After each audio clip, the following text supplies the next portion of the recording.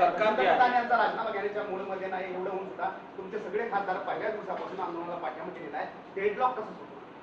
त्यांच्याशी चर्चा करा ना, तुम्ही चर्चा करा. जर मी माझ्या रविवारच्या त्या मुंबईत जे आंदोलन केलं होतं त्याच्यात एक गोष्ट म्हणजे काय राजाराणीची गोष्ट नाही, घटना सांगितली होती की कालच्या मे महिन्यात RSS कडनं एक असं स्टेटमेंट केलं गेलं होसबळेंकडनं की पाकिस्तान बरोबर चर्चेचे दरवाजे खुले ठेवले पाहिजेत. आता नेमकं पाकिस्तान बरोबर लढायचं की नाही लढायचं आणि या आंदोलनात पाकिस्तानचा हात असेल असं जर का या सत्ताधाऱ्यांना वाटत असेल तर त्या हाताच्या तोंडाबरोबर तुम्ही बोलता तर मग या देशातल्या विद्यार्थ्यांशी जे हे विद्यार्थी आपल्या देशाचे भाग्य विधाते आहेत त्यांच्याबरोबर बोलण्यात तुम्हाला कमीपणा का वाटतो? म्हणजे हे मला त्यांचं गणितच कळत नाही की पाकिस्तान बरोबर चर्चेचे दरवाजे उघडे ठेवा, पण जे तुमच्या दारात आलेले आहेत तुमच्याकडनं काही अपेक्षा घेऊन आलेले बाळगून आलेले आहेत त्यांच्यावर तुम्ही लाठ्या चालवता. त्या मुलींवरती अगदी मुलींवरती आणि महिलांवरती ज्या असभ्यपणाने अत्याचार केले गेलेला आहे. काल तरी की मुलगीच तिचे कपडे फाडले गेले. ही कोणती हिंदू संस्कृती आहे? ही हिंदू संस्कृती बसत नाही. ही रावण संस्कृती झाली. केंद्र सरकार म्हणतंय की आम्ही चर्चेसाठी तयार आहे, मात्र धर्मेंद्र प्रधानचा राजीनामा आम्ही घेणार नाही. ही मस्ती झाली आणि ह्या मस्तीच्या विरोधातच सगळं आता देश पेटलेला आहे. ही राष्ट्रभावना आहे आता.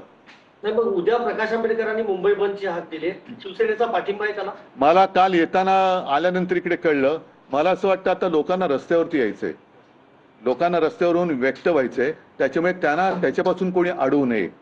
काल सुद्धा तुम्ही बघितलं, म्हणजे मी तिकडनं निघाल्यानंतर एक 9 वर्षाची मुलगी, तिची बहीण, तिचे वडील, मुंबईच्या आंदोलनात अगदी कडेवरती घेतलेली लहान मुलं, त्या खांद्यावर घेतलेली अशी लोक यांना रस्त्यावरती यायचे. आता त्यांना येऊ द्या, कारण हे जे काय आहे हे अचानक हा उफाळून आलेला असंतोष नाही, हा गेल्या 12 वर्षात साठलेला असंतोष आता उफाळून बाहेर पडतोय. तो पहिला येऊ द्या बाहेर. ज्या पद्धतीनं दिल्लीमध्ये युवकांवरती लाठीचार्ज करण्यात आला, आता उद्या महाराष्ट्र बंद आहे, महाराष्ट्रात देखील अशा घटना होतील अशा महाराष्ट्रामध्ये आता काल तुम्ही एक पाहिलं असाल की मी इथे निघण्याच्या वेळेलाच आदित्यने एक प्रेस कॉन्फरन्स घेतली आणि आम्ही युवा सेनेकडनं एक हेल्पलाईन सुरू केलेली आहे.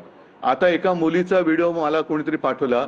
तिने सांगितलं की जवळपास 300 पेक्षाही जास्त आंदोलकांवरती मुंबईमध्ये त्यांना डिटेन करून ठेवण्यात आलं, ज्यांना आम्ही बऱ्याचशा लोकांना युवा सेनेने ते सोडवलं. त्यांचे नाव पत्ते घेतले गेले आणि अर्ध्या रात्री त्यांना डिजिटल नोटीस पाठवले. आता डिजिटल अरेस्ट जर का ही इलिगल असेल तर डिजिटल नोटीस पण इलिगल मानली पाहिजे. आणि डिजिटल नोटीस त्यांना काय पाठवताय तुम्ही? ज्याच्यामुळे हा विषय पेटलेला आहे तो विषय सोडवा ना तुम्ही. म्हणजे या देशामध्ये अन्यायाविरुद्ध आवाज उठवायचा नाही, आवाज उठवला तर ते तुम्हाला चेपून काढणार. ही लोकशाही देश मानणार नाही. तुम्ही दिल्ली दौऱ्यावर आहात, आता काही वेळात केजरीवाल तुम्हाला भेटणार आहेत. काल जेव्हा राहुल गांधींचं आंदोलन झालं त्यानंतर केजरीवालांनी आरोप केलाय की काँग्रेस हीच भाजपची बी टीम आहे, कॉक्रोच जनता पार्टीचं आंदोलन दाबण्यासाठी काँग्रेसने आंदोलन केलं. बघू ना, मला ते काय बोलते ते कळू द्या.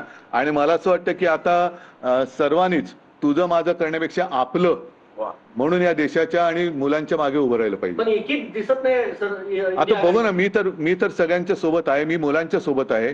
म्हणून मी काल जाऊन अभिजितला भेटलो आणि त्या मुलांना मी म्हटलं मी भाषण करायला नाही, मी तुम्हाला वंदन करायला आलेलो आहे. कारण जी एक असं वाटत होतं आम्ही राजकारणामध्ये लढतो, पण एक कोणासाठी लढतो तर ते कोणासाठी लढतो ती मुलं माझ्या समोर होती. आणि ते बघितल्यानंतर लक्षात येतं की आहे अजूनही आपल्या देशामध्ये तो एक मर्दपणा म्हणतो, अन्यायाविरुद्ध लढण्याची चीड म्हणतो, ती जिवंत आहे. देवेंद्र फडणवीस सर,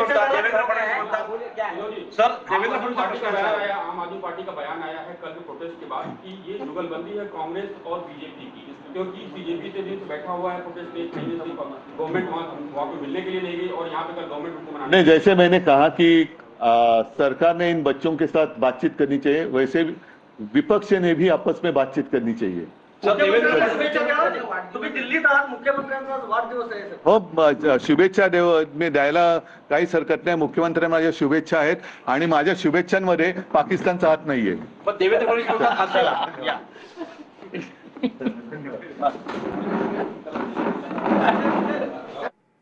तर जर विद्यार्थी राजीनामा मागतायत तर त्यात चुकीचं काय, असं ठाकरेंनी विचारलं.